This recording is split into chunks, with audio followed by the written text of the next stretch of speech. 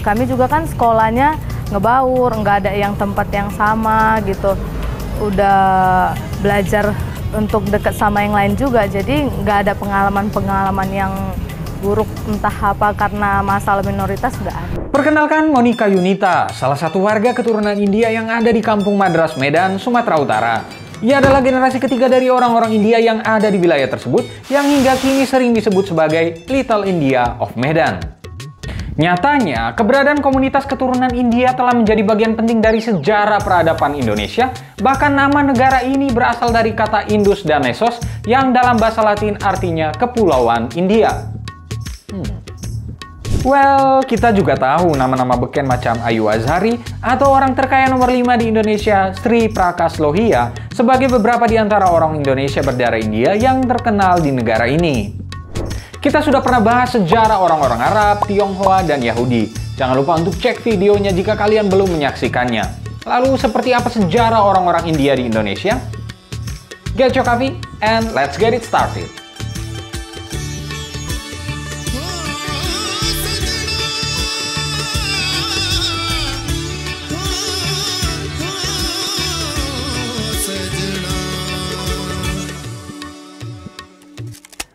Pertalian peradaban antara orang-orang India dengan Indonesia telah terjadi selama ribuan tahun. Beberapa sumber bahkan menyebutnya sejak era prasejarah. Dalam kisah epik Ramayana misalnya, Pulau Jawa yang disebut Yawadwipa telah muncul di sana.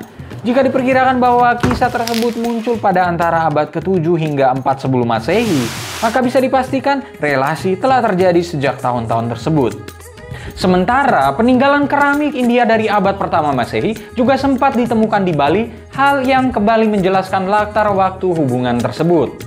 Kedekatan India dan Indonesia ini juga punya pertautan budaya yang sangat lekat. Pallavi Iyer dan Chin Huetan dari Milken Institute menyebutnya sebagai twins under the skin. Sebutan tersebut beralasan karena Indonesia menjadi bagian dari Greater India atau Akan Barat, istilah untuk wilayah-wilayah yang mendapat pengaruh kebudayaan India.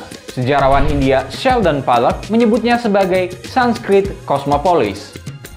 Greater India membentang dari Asia Selatan hingga ke Asia Tenggara, termasuk hingga ke Filipina dan Indochina. Pengaruh tersebut juga bisa dilihat dalam bahasa serta aksara Sanskrit atau Sanskerta yang mirip-mirip digunakan di beberapa negara seperti di Thailand, termasuk juga dalam aksara Jawa. Sanskerta ya, bukan Santobias.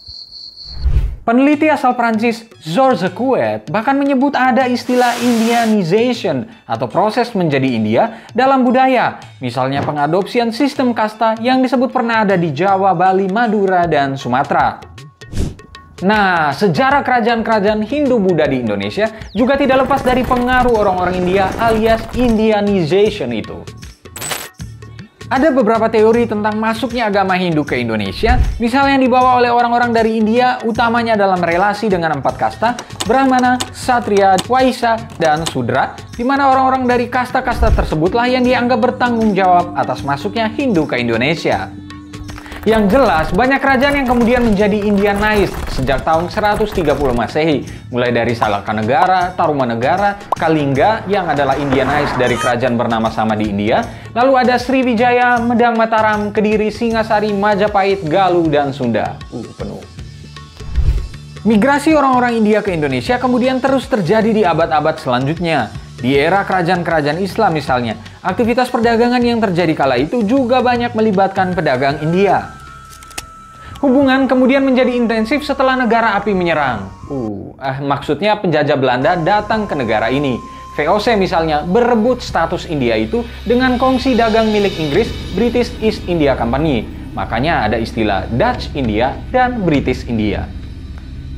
Tapi di era-era ini hubungannya masih bersifat perdagangan semata ya. Barulah di awal abad ke-19, komunitas India bertambah besar di Indonesia. Sensus pemerintah Hindia Belanda pada tahun 1930 memperkirakan ada sekitar 30.000 penduduk keturunan India di Indonesia kala itu.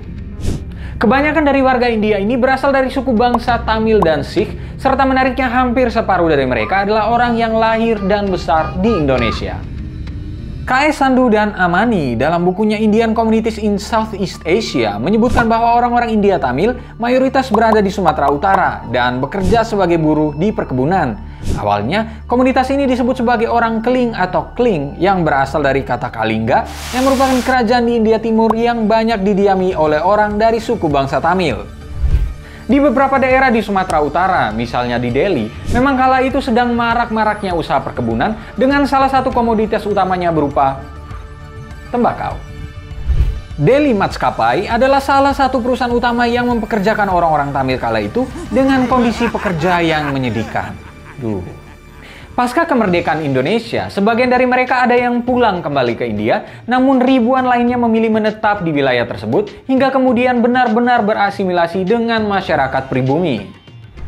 Sementara, beberapa catatan lain menyebut orang-orang Sikh awalnya dipekerjakan sebagai petugas keamanan.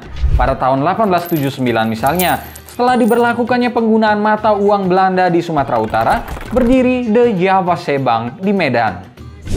Nah, beberapa orang Sikh kemudian dijadikan sebagai petugas keamanan di sana. Akhirnya, gelombang orang Sikh pun berdatangan dan mulai juga menjalankan berbagai bisnis, seperti moneylender, peternakan sapi, dan lain sebagainya. Pada tahun 1930-an, diperkirakan ada sekitar 5.000 orang Sikh di Sumatera Utara. Gelombang berikut kedatangan orang-orang India adalah kaum Sindhi yang masuk ke Indonesia selama paruh pertama abad ke-20 yang sebagian besar menjalankan bisnis tekstil dan perdagangan.